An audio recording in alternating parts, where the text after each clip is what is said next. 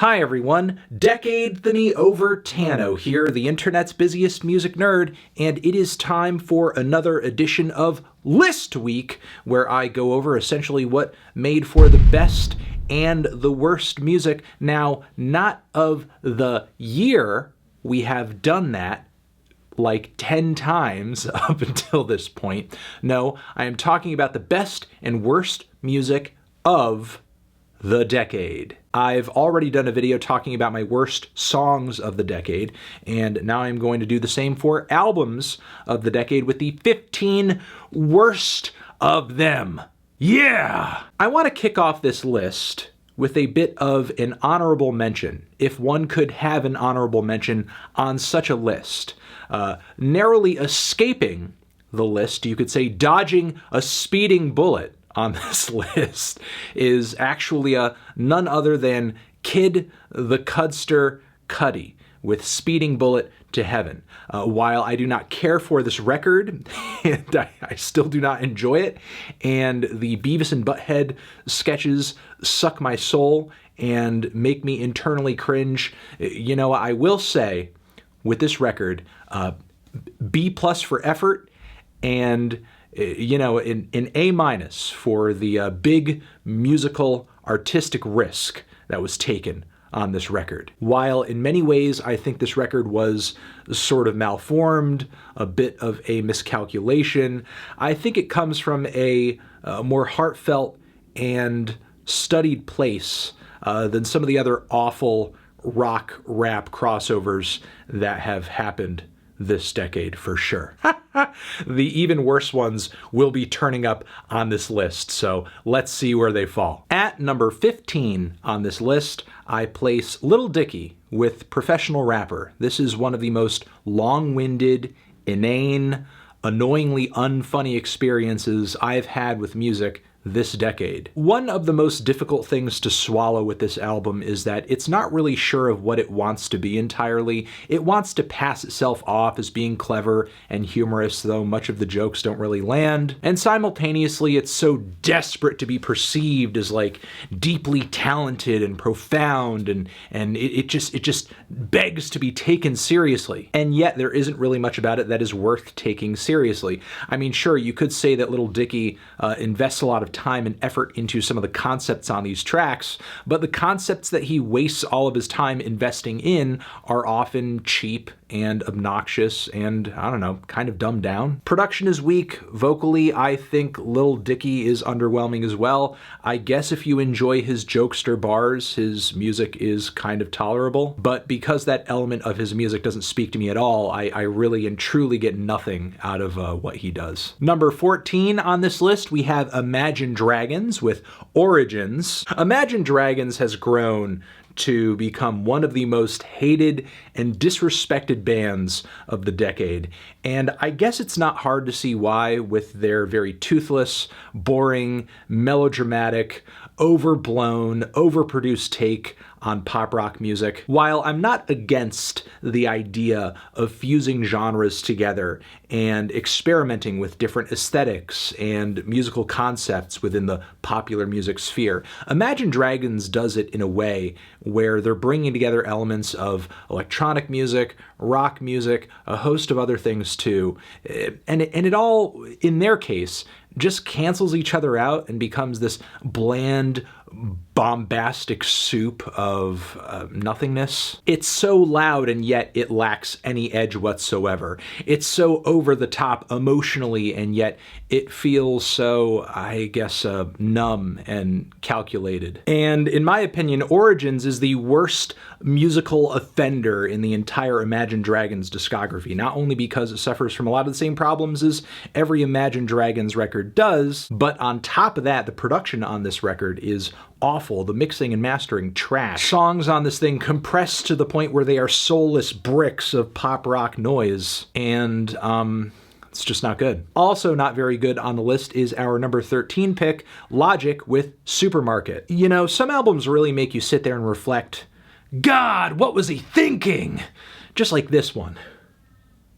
God, what was he thinking? Supermarket is essentially the soundtrack to the book of the same title that Logic dropped pretty recently. And Logic, previously just being understood to be a rapper, he broke out of that mold as an author, but also broke into, I guess, some rock and pop music on this one, as he fashions himself, I guess a rock singer, a pop singer on this record, riding on some instrumentals that basically sound like Red Hot Chili Peppers and Mac DeMarco, over which he writes some of his most embarrassing lyrics to date.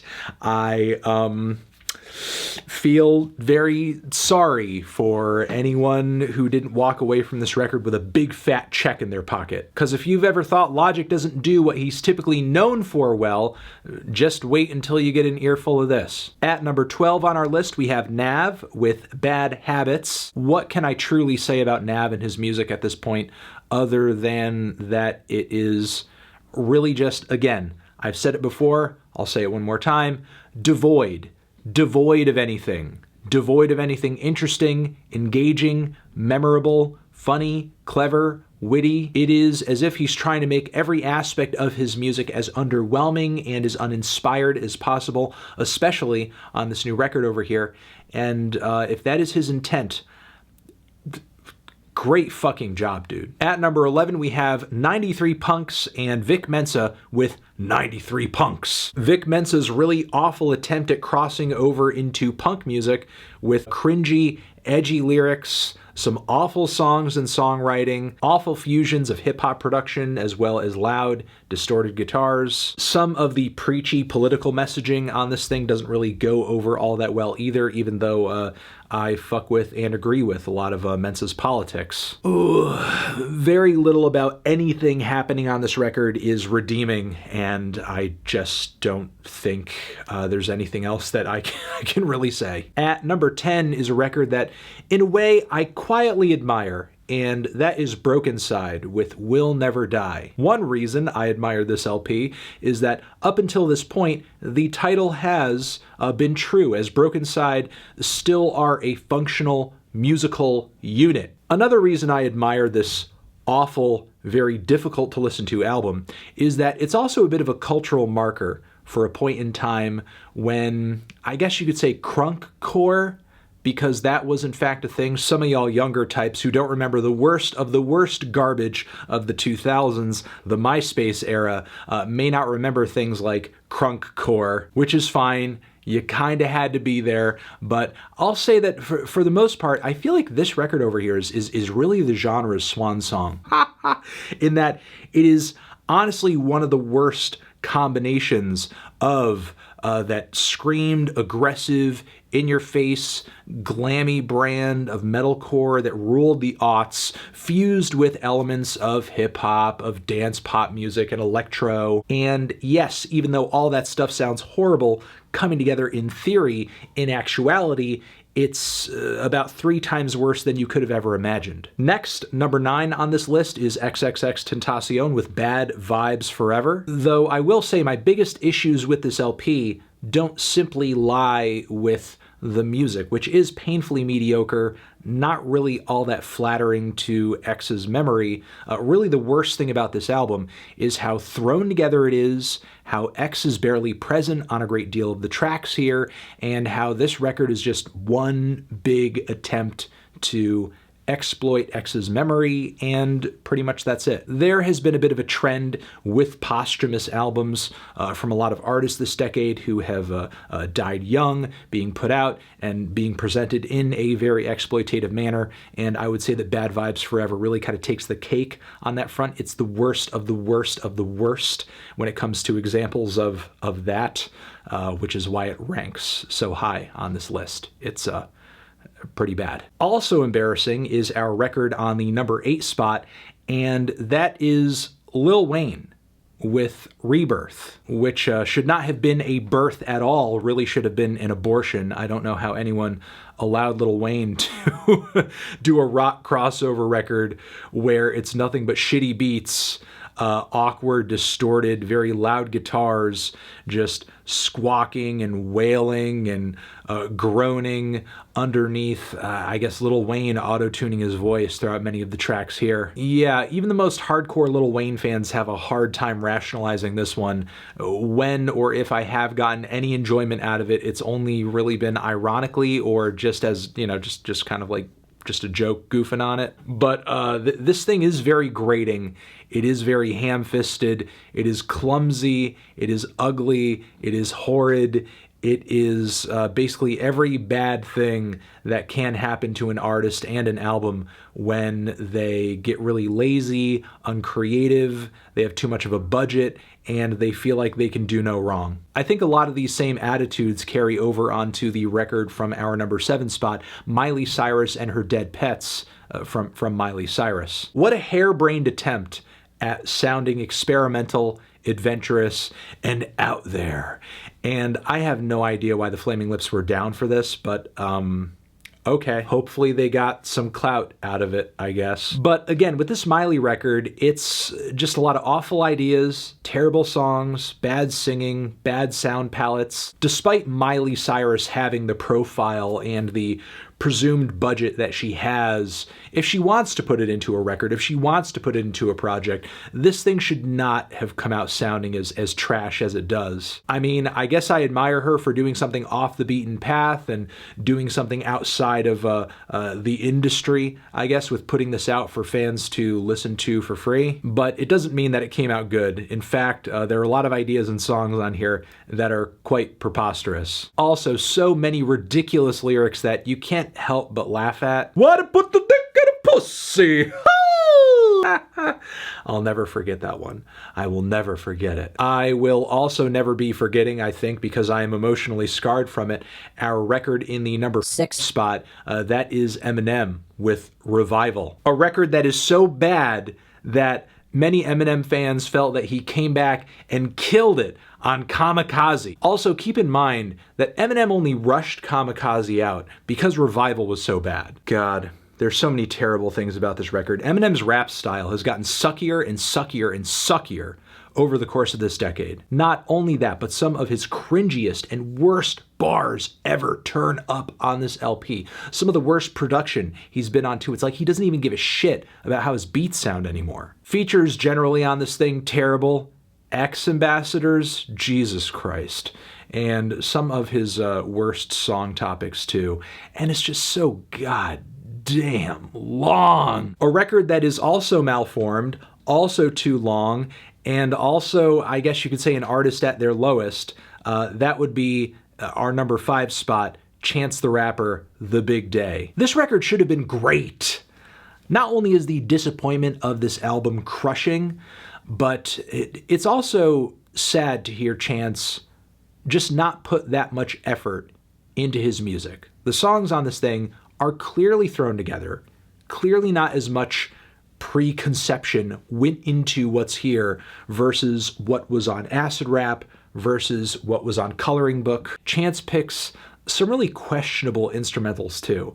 And with whatever budget he had, he goes into some really weird stylistic shifts and directions away from the sounds and away from the styles of music that with Chance we know work. We know he sounds amazing over these cool gospel and jazz infused hip hop instrumentals that are jumpy and jaunty and really energetic. But instead he cashes out and trades in all of that credibility, that unique sound and style for goofy trap instrumentals, bad takes on hip house. Just about everything this album absolutely did not need somehow ends up on this album, and not just one time, but like 3 times. Ugh, not to mention that his singing on this record is bad. Like, Chance the Rapper has never been an amazing singer, but his vocals have been fine on previous LPs. He has held his own vocally, but on The Big Day, like, all of that just goes out the goddamn window. Yeah, this thing is a mess. One of the worst messes of the decade, and that's really all you can say. Number 4 on this list is taken up with the mother of all bad ideas, the 4th installment of 6 Feet Under's Graveyard Classics,